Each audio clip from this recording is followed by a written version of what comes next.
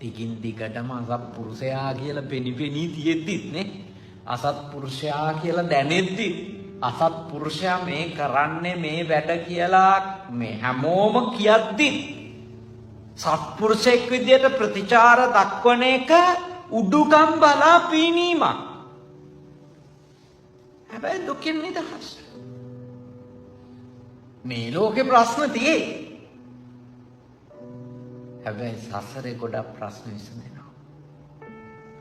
මේ ලෝකේ වුණත් ඔබ දිගු කාලයක් ඔබගේ සත්පුරුෂකම තුළ ඔබ බලවත් වුණොත්, ඔබ ශක්තිමත් වුණොත්, ඔබට ජීවිතේ සන්ධ්‍යා සමය වෙනකන් ජීවත් වුණොත් ඔබ සතුටින් මුණ දෙයි. මොකද ඔබට ඒක අමුත්තක් නෑ. ඔබ කල් තියාම සූදානම්ද නැද්ද? කල් තියාම සූදානම්. ඔබට බලය තියෙද්දිත් ඔබ අසත්පුරුෂයින්ගේ අසත්පුරුෂ ගතිවලට ඔබ උත්තර දීලා තියෙන්නේ සත්පුරුෂෙක් විදියට.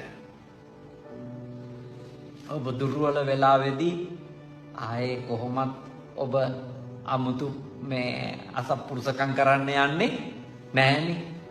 ඔබ බලය තියෙද්දි, ඔබ නිරෝගී වෙලාවේ, ඔබ තරුණ වෙලාවේ, ඔබට ශක්තිය තියෙද්දි, ඔබට නරක අසත්පුරුෂකම් එයාට වඩා 100 ගුණයක් කරන්න හයිය තියෙද්දි මා ඔබට යෝජනා කරනවා ඔබ අසත්පුරුෂ නොවී ඉන්න.